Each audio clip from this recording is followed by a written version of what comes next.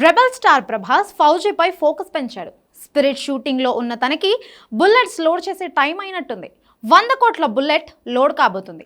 నిజానికి రాజాసాబ్ బాక్స్ ఆఫీస్ని బ్లాస్ట్ చేస్తే సంక్రాంతి తర్వాత ఫౌజీ టీజర్ని ఈ సినిమాతో అటాచ్ చేసి వెరైటీగా launch చేయాలనుకుంది movie team.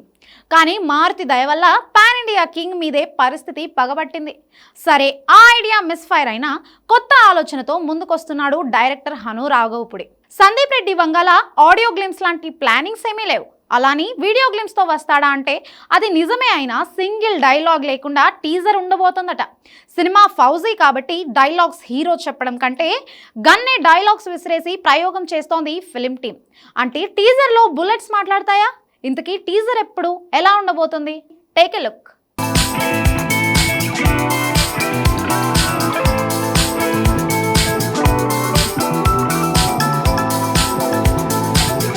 Rebel star Prabhas ఫౌజీగా బుల్లెట్ల వర్షం కురిపించే పనిలో ఉన్నాడు. సీతారామం ఫేమ్ హను రాఘవపుడి మేకింగ్లో ప్రభాస్ సినిమా అంటే అంతకు మించేలా ఉంటుందనే అంచనాలున్నాయి. రైటింగ్ మీద మంచి కమాండ్ ఉన్న దర్శకుడితో ఫౌజీ మూవీ చేయటం, అది పిరియాడికల్ పాన్ ఇండియా సినిమా అవటంతో దాని మీద కూడా జనాల్లో ప్రత్యేక ఆసక్తి ఉంది. క్లాసిక్స్ తీసే దర్శకుడు మేకింగ్లో పాన్ ఇండియా మాస్కింగ్ సినిమా చేస్తే ఎలా ఉంటుందనే అంచనాలున్నాయి. కానీ సాలిడ్ ప్రచారం లేదు.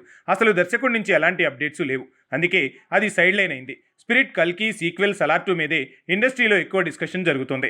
ఓ రకంగా ఫౌజీ మూవీ సంగతులన్నీ సైలెంట్గా మారిపోయాయి. కానీ ఇప్పుడు ఫౌజీ బుల్లెట్ల సౌండ్ పాన్ ఇండియా బెండు తీసేలా ఉంది. టీజర్ సిద్ధమవుతుంది.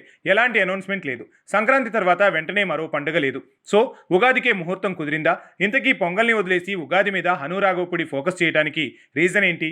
ఈ డౌట్లకు ఫౌజీ మూవీ కథలో ఉగాది పండగకి ఉన్న లింకే కారణమని తెలుస్తోంది. తెలుగు సంవత్సరాదే కాదు, ఉగాదిని నార్త్లో వైశాఖంగా ఇలా రకరకాలుగా జరుపుకుంటారు. సో ఆ కనెక్షన్ వల్లే ఫౌజీ టీజర్ని ఉగాదికి రిలీజ్ చేయాలనుకుంటున్నారు. అయితే ఈ మధ్య పాన్ ఇండియా సినిమా టీజర్ వదలాలంటే కామన్గా ఎంచుకున్న రూటే నో డైలాగ్స్. అవును, డైలాగ్స్ పెడితే ఈ సినిమా ఎన్ని భాషల్లో రిలీజ్ అవుతుందో అన్ని లాంగ్వేజెస్లో టీజర్కి డబ్బింగ్ చేయించాలి. అదే డైలాగ్స్ లేకుండా మౌంటేజ్ షాట్స్, ఫైట్ సీన్స్తో నింపేస్తే ఇంపాక్ట్ ఎక్కువ, డబ్బింగ్ అవసరం తక్కువైపోతుంది. అలా అని ఫౌజీ లాంటి పిరియాడిక్ వార్ డ్రామాని మౌంటేజ్ షాట్స్తో నింపి టీజర్ రెడీ చేయలేదు. డైలాగ్స్ అన్నీ బుల్లెట్లే చెప్పబోతున్నాయి, బుల్లెట్లే మాట్లాడబోతున్నాయి. అలా వెరైటీగా టీజర్ని రెడీ చేసిందట ఫిలిం టీం. ఆ ఒక్క మాటే ఫౌజీ మీద రెబల్ ఫ్యాన్స్లో క్యూరియాసిటీని పెంచేస్తుంది, ఎగ్జైట్మెంట్ చేస్తుంది.